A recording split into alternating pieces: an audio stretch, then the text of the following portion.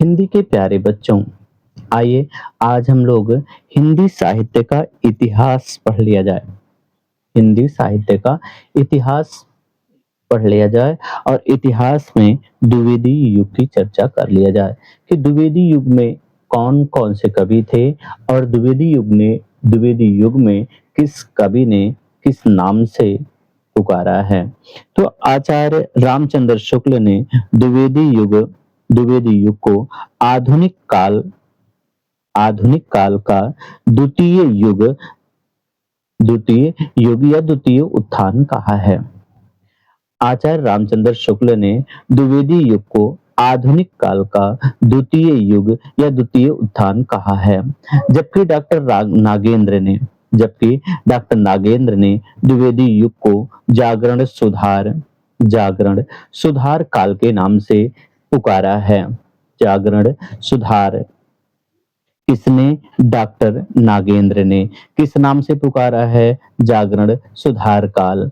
जबकि आचार्य रामचंद्र शुक्ल ने इसे द्वितीय युग या उत्थान के नाम से पुकारा है।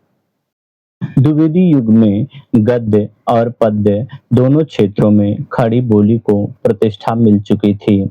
द्विवेदी युग में गद्य और पद्य दोनों क्षेत्रों में खड़ी बोली को प्रतिष्ठा मिल चुकी थी ना। सबसे बड़ी विशेषता यदि द्विवेदी युग की कही जाए, आपसे कभी पूछा जाए कि द्विवेदी युग की सबसे बड़ी विशेषता क्या थी, तो इति वृत्तात्मकता द्विवेदी युग की सबसे बड़ी विशेषता थी।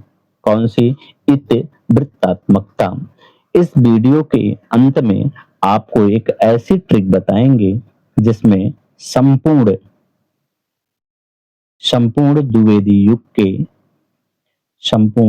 द्विवेदी युग के जितने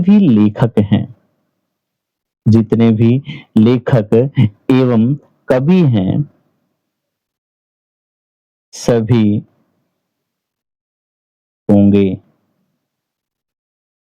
इसमें होंगे। तो आप वीडियो के अंत तक बने रहिएगा, अन्यथा यह ट्रिक आपसे कहीं मिस ना हो जाए। यदि यह ट्रिक आपसे मिस हो जाएगी तो आप दोबारा इस वीडियो को देख लीजिएगा ताकि आपको यह ट्रिक पता चल जाए। प्यारे बच्चों, आपको चाहिए कि आप इसे बार-बार सुनते रहिए जिससे आपको यह याद हो जाए। आइए आगे देखा जाए कि इस युग का नाम किसके नाम पे पड़ा। आपसे यदि कभी पूछा जाए कि द्विवेदी युग का नामकरण, तो द्विवेदी युग के नामकरण में आपसे पूछा जा सकता है कि हजारी प्रसाद द्विवेदी यानी द्विवेदी युग का नाम किसके नाम पे पड़ा? महावीर प्रसाद द्विवेदी या हजारी प्रसाद द्विवेदी, महावीर प्रसाद द्विवेदी या यमुना प्रसाद द्विवेदी या सुमित्रा नंदन पंत।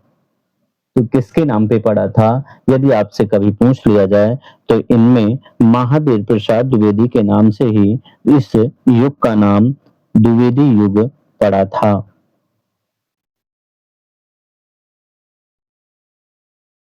यदि इस युग की ट्रिक की बात कही जाए कि द्विवेदी युग को जानने के लिए कौन सी ऐसी ट्रिक है जिसका हम प्रयोग करें तो हमें यह पता चल जाए कि द्विवेदी युग में कौन कौन से कवि थे, तो इसके लिए हमें लिखना होगा श्री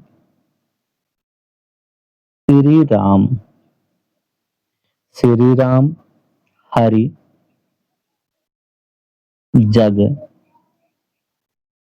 जग में सम। केवल इतना ही लिखने मात्र से हमें संपूर्ण द्विवेदी युग के कवि एवं लेखकों के नाम पता चल जाते हैं।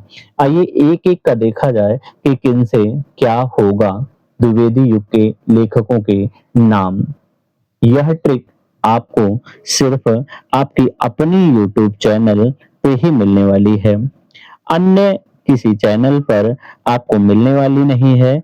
इसलिए आप सभी इसे शेयर, सब्सक्राइब एवं लाइक कर लीजिए। ऐसी ही शानदार ट्रिक के लिए आप निरंतर अपने इस YouTube पर बने रहिए, इस YouTube चैनल पर बने रहिए। आपकी समस्त वीडियो 5:25 पीएम पर ही अपलोड की जाती हैं। तो द्विवेदी युग की सबसे शानदार ट्रिक श्री राम हरि जग का सम श्री राम श्री राम श्री राम हरि श्री राम हरि जग का सम श्री राम हरि जग का सम। आपको चिंता करने नहीं है कि याद कैसे होगा, याद करने के लिए हम है ना। आप केवल सुनते रहिए, मेरे साथ गुनगुनाते रहिए, याद आपको होगा कि श्री राम हरि जग का शम श्री राम हरि जग का शम। तो श्री से श्रीधर पाठक और रा से राय देवी प्रसाद पूर्ण, इन्हीं इनका पूर्ण उपनाम था। और फिर राम, माँ से महावीर प्रसाद द्विवेदी, और इन्हीं के नाम से ही इस युग का नाम द्विवेदी युग पड़ा। हा हरि अवध, अयोध्या सिंह उपाध्याय हरिऔध का नाम तो आप जानते ही हैं। हरिऔध उपाध्याय इनकी उपाधि थी और इन्हीं के द्वारा ही इस युग में अनेक ऐसी पंक्तियां लिखी गई हैं। रामचरित उपाध्याय और फिर जगमोहन दास, इनका उपनाम यदि कहा जाए तो रत्नाकर के नाम से इन्हें जाना जाता था। और गा से क्या होगा, गया प्रसाद शुक्ल स्नेही, गया प्रसाद शुक्ल स्नेही के नाम से इन्हें जाना जाता था। और का से कामता प्रसाद गुरु के नाम से इन्हें जाना जाता था। शा से सत्यनारायण कविरत्न के नाम से इन्हें जाना जाता था।